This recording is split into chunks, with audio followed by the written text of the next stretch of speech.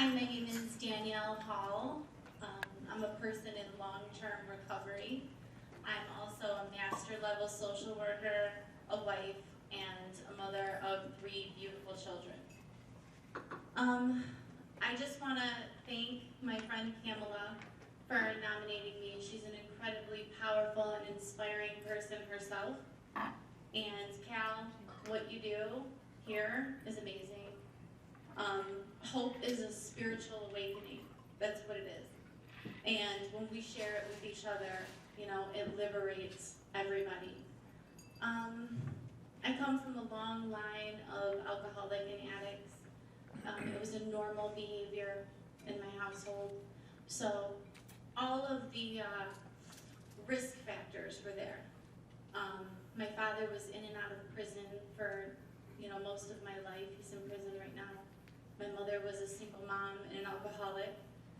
And it would have been a miracle if I would have not ended up on the path that I started on, that I'm not on now, because triumphing over addiction has been the great spiritual challenge of my life. So I started using drugs at a young age. I started engaging in all kinds of high-risk behavior at a young age. I dropped out of school at 16. I tried heroin for the first time at 16. By the time I was 20, I was a full-blown heroin addict. And for the next 6 years, I was in and out of jails and institutions. And then I had that same spiritual awakening, surrender. When I see people, and I had 11 years sober on Valentine's Day. The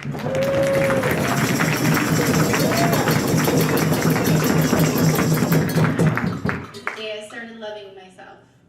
So I remember having that same feeling, just take this from me. A complete surrender. And when I see people and they hear that I've been sober for 11 years, they often say, keep fighting for that. And I assure them that I'm not fighting. I lost that battle a long time ago. And I put the gloves down and I surrendered to something that's much, much bigger than me, which is what this is about.